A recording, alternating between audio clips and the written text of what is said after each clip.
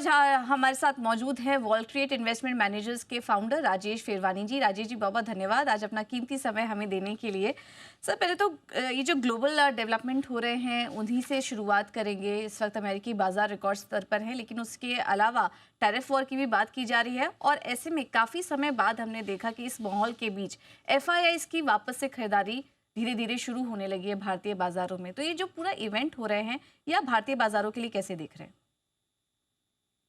Good morning और बहुत बहुत शुक्रिया पूजा। एक्चुअली जो एफआईआई की सेलिंग हुई है लास्ट 1.5 मंथ्स में, ये इलेक्शन के साथ काफ़ी लिंकेज है एक तो। और यूएस की इकोनॉमी रिबूट होने जा रही है क्योंकि अभी गवर्नमेंट अभी काफ़ी इकोनॉमी के लिए पॉजिटिव है। लेकिन एक तरफ से हमारी वैल्यूएशंस भी बहुत ऊपर चली गई थी और एफआईआई ने अबाउट 1,40,000 करोड़ की के शेयर्स बेचे हैं। और उससे इम्पैक्ट हमारे मार्केट पे ज़्यादा पड़ा है। एफआईआई की जो सेलिंग होती है उससे इम्पैक्ट ज़्यादा पड़ता है। उसके साथ हमारे जो डीआईआईज हैं उन्होंने भी बहुत खरीदारी की है, लेकिन उनकी खरीदारी अगर मैच भी कर रही है तो उससे मार्केट हमारा गिर ही रहा है, क्योंकि डीआईआईज की खरीदारी जो होती है वो स्लोअर होती है और इम्पैक्ट कॉस्ट उसका कम होता है। तो एफआईआई की जो सेल हुई है उससे मार्केट पे ज़्यादा असर पड़ा है। मैं हमने एक स्कैटर चार्ट बनाया था थोड़े महीनों पहले। जब हमने देखा था कि हर महीने में जब भी एफआईआई सेल हुआ है तब मार्केट गिरा है, और वो स्कैटर चार्ट से यही पता चला है कि इम्पैक्ट जो एफआईआई का होता है बहुत ज्यादा होता है। यूएस इकोनॉमी अगर रिबूट होगी तो उनका करेंसी भी अप्रिशिएट होगा। अगर आपने देखा तो डॉलर इंडेक्स 107 हो गया है, तो अबाउट 7% अप्रिशिएट हुआ है 1.5 महीने में। अगर डॉलर इंडेक्स इतना अप्रिशिएट होता है तो कहीं ना कहीं करेंसी पे भी असर पड़ जाता है, और हमारा रुपी भी तो घट के 84.3 84.5 हो गया है। तो कहीं ना कहीं एफआईएस के लिए वो लॉस भी हो सकता है अगर वो इंडिया के मार्केट में रहेंगे इंडियन करेंसी पे। तो कहीं ना कहीं वो जो सेल हुआ है उसका डबल इम्पैक्ट हमारे करेंसी पे भी हुआ है, और हमारे रिजल्ट्स और वैल्यूएशंस भी उनको एक तरह से कॉन्फिडेंस नहीं दे रहे थे। इसके लिए शायद हमारा मार्केट थोड़ा ज्यादा गिर गया था लास्ट 1.5 महीने में। थोड़ा करेक्शन, थोड़ा रिबाउंड हुआ है लास्ट 2-3 डेज से। एफआईआई ने खरीदा है, लेकिन अभी तक पूरा रिकवरी हुआ नहीं है मार्केट में। Pherwani sir, good morning. This is Neha here. Sir, मेरा अगला सवाल अब ये है कि अब नया बड़ा ट्रिगर यहाँ से क्या है? अब जिस तरह का करेक्शन हमने रीसेंट हाई से निफ्टी बैंक निफ्टी में बनता हुआ देखा है, सपोर्ट कहाँ मिलेगा और वो सपोर्ट के लिए मेजर ट्रिगर होगा वो हमारे मार्केट्स को कहाँ, कब, कैसे मिलने वाला है? देखिए, अभी आपने ये क्वार्टर में नंबर्स जो देखे हैं, मैं फंडामेंटल बात करूंगा, मैं टेक्निकल बात नहीं कर सकता। तो फंडामेंटली अगर हमने देखा तो हमारे जो अर्निंग्स थे 2.5% से ग्रो हुए हैं निफ्टी के। और ज्यादातर मोस्ट अर्निंग्स अगर हम देखेंगे तो डिसअपॉइंटमेंट या जस्ट अबाउट एक्सपेक्टेशंस मीट हुए हैं। ऑटो में खराब नंबर आए हैं, पेंट्स में खराब नंबर आए हैं, कंज्यूमर सेगमेंट में खराब नंबर आए हैं। हमने देखा ऑयल एंड गैस में इतने अच्छे नंबर्स नहीं आए हैं। ओवरऑल डिस्क्रिशनरी कंजम्पशन जो नंबर्स आए हैं अच्छे नहीं आए हैं।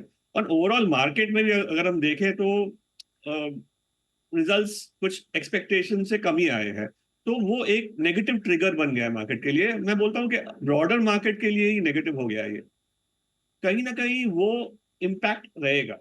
मुझे लगता है कि थोड़े महीने तक मार्केट कंसोलिडेशन फेज में रहेगा। थर्ड क्वार्टर फोर्थ क्वार्टर तक मार्केट में जो नंबर्स आएंगे मुझे लगता है कि ऐसे टाइप के ही आएंगे। हमने कोविड के बाद और यूक्रेन वॉर के बाद देखा हमारी इकोनॉमी ने रीबूट कर दिया था और कॉर्पोरेट सेक्टर ने बहुत अच्छा किया था। गवर्नमेंट ने काफी स्पेंडिंग बढ़ा दी थी, केपेक्स बढ़ा दिया था। और उससे क्या हुआ था कि जून क्वार्टर तक नंबर्स बहुत अच्छे आ रहे थे। और उसके बाद जब एक बेस इफेक्ट बन गया, जो 3 सालों का बेस इफेक्ट था, उसकी वजह से नंबर्स खराब आने लगे हैं या एक तरह से मॉडरेट हो गया है। तो मार्केट के एक्सपेक्टेशंस उस वैल्यूएशन पे बहुत ज्यादा चले गए थे, और इन्फ्लेशन भी बहुत ज्यादा था। तो कहीं ना कहीं ये इम्पैक्ट रहेगा थोड़े टाइम तक, जब तक बेस इफेक्ट बने रहेगा और जब तक इकोनॉमी में रीबूट होने का कोई रीजन होगा, तब तक मार्केट में बढ़त आने का चांस कम है। और एफआईएस का भी सेल कंटिन्यू हो सकता है क्योंकि हमारी करेंसी भी डेप्रिशिएट हो रही है। तो मुझे लगता है कि 2-3 क्वार्टर तक तो मार्केट ऐसे ही रहेगा। उसके बाद जब हम थर्ड फोर्थ क्वार्टर के बाद से फर्स्ट क्वार्टर FY26 देखेंगे या तब से देखेंगे तो शायद एक रिकवरी आ सकता है। दो क्वार्टर अभी और रेंज में रह सकते हैं। क्वार्टर वन FY26 से एक बड़ी तेजी आ सकती है यहाँ पर। सर ऐसे में एक इवेंट पर आपका व्यू लेंगे क्योंकि पिछले एक दो दिनों में जो तेजी हमने बाजार में देखी उसकी बड़ी वजह महाराष्ट्र इलेक्शंस भी थे, तो थोड़ा उस पर भी आपसे व्यू लेना चाहेंगे क्योंकि उसके चलते भी हमने देखा काफ़ी सारे स्टॉक्स इस बीच एक्शन में रहे, इसमें इसके चलते रियल एस्टेट, इंफ्रा, ये सभी सेक्टर चल रहे थे। अगर इस पर्टिकुलर इवेंट को जोड़कर देखें तो क्या कुछ सेक्टर हैं जहाँ पर आपकी नज़र होगी अब यहाँ से? एक्चुअली मुझे नहीं लगता है कि इलेक्शन के बारे में कमेंट करना इजी है। और ये क्या एक सेंटिमेंट रिबाउंड है मुझे लगता है। रिजल्ट्स के बाद मार्केट थोड़ा नेगेटिव हो गया था और मैंने आपको बोला एफआईआर का सेलिंग भी था काफी भारी मार्केट पे। लेकिन इलेक्शन से इतना कुछ चेंज नहीं हुआ है, सिर्फ एक कंफर्मेशन आया है कि सेंट्रल लेवल पे स्टेबिलिटी बने रहेगा। और गवर्नमेंट की जो केपेक्स पॉलिसीज है, गवर्नमेंट की जो ओवरऑल इकोनॉमी रिबूट करने की पॉलिसीज कंटिन्यू होंगी, there will be no change. वहां पे चेंज नहीं होगा, तो एक ये सेंटिमेंट बन गया और ज्यादातर शॉर्ट कवरिंग भी हुआ रहेगा मुझे लगता है ये मार्केट में, इसके लिए मार्केट रिबाउंड हुआ है। और वो जो बेनिफिट था वो हो गया है। अब यहाँ से वो रैली बरकरार रहने के लिए आपको बड़ा ट्रिगर चाहिए जो फंडामेंटल से आएगा, या तो कोई इवेंट बेस्ड ट्रिगर है जो मुझे दिख नहीं रहा है। फंडामेंटल्स भी मैंने आपको बता दिए। तो इलेक्शन का एक अच्छा इम्पैक्ट ये है कि गवर्नमेंट स्टेबिलिटी रहेगा, लेकिन एक तरह से आपने ये भी देखा है कि गवर्नमेंट ने थोड़े स्कीम्स निकाले हैं जिससे ओवरऑल डेफिसिट बढ़ सकता है। और कहीं ना कहीं वो जो एक्स्ट्रा जो गवर्नमेंट के पास पैसा था केपेक्स करने के लिए, कहीं से कहीं घट जाएगा। तो वो एक नेगेटिव इम्पैक्ट भी कह सकता हूँ मैं। तो ये मुझे लगता है ये सेंटिमेंट रैली है और कहीं ना कहीं ये फ्लैट हो जाएगा। ओके, फिरवानी सर, अगर आप बताएं आप पर्टिकुलरली किन सेक्टर्स पर फोकस करने वाले हैं, कौन सी ऐसी थीम है जो अब यहाँ से आपको चलती हुई दिखाई दे रही है?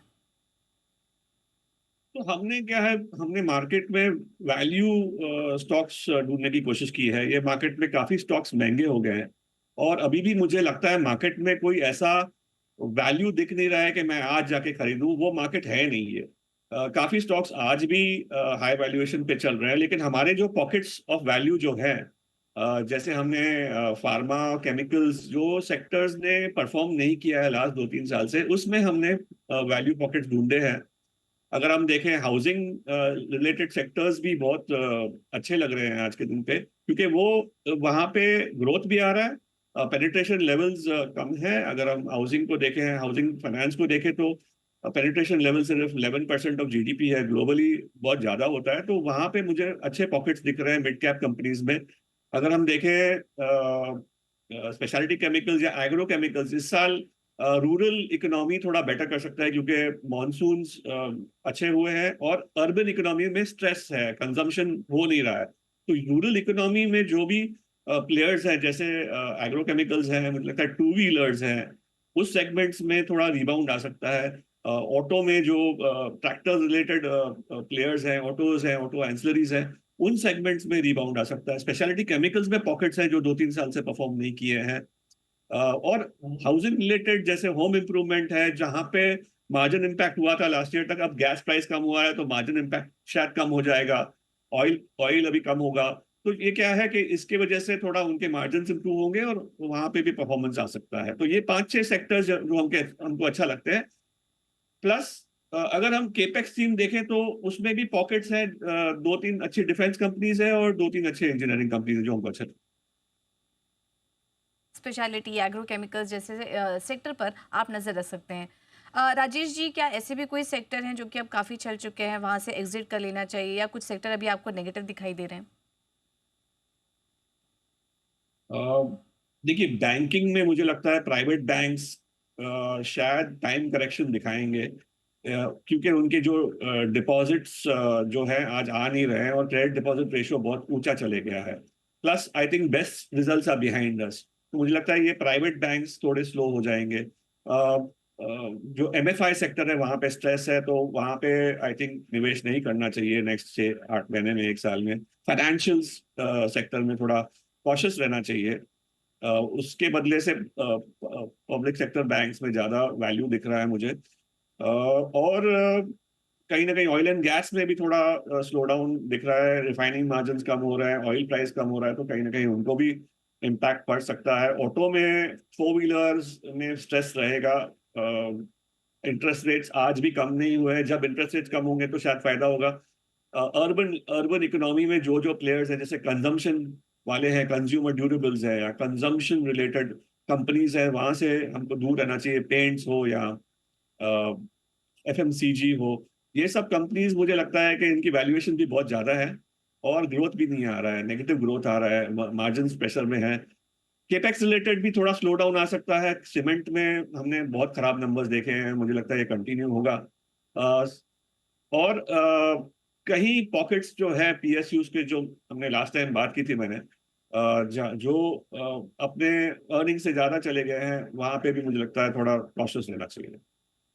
स्पेस यहाँ पर थोड़ा सतर्क रहिए। प्राइवेट बैंक यहाँ पर कुछ स्ट्रेस आता हुआ दिखेगा। Oil and gas, four wheeler, consumption space कुछ ऐसे हैं जहाँ पर थोड़ा दूर रहने की और सतर्क रहने की ज़्यादा ज़रूरत है। Rajesh Pherwani sir, thank you so much समय निकालकर हमारे साथ जुड़ने के लिए, बाजार का पूरा हाल रखने के लिए और बताने के लिए कि किन एरियाज में अब गोइंग फॉरवर्ड फोकस करने की है ज़रूरत। Thank you so much sir आज हमारे साथ जुड़ने के लिए।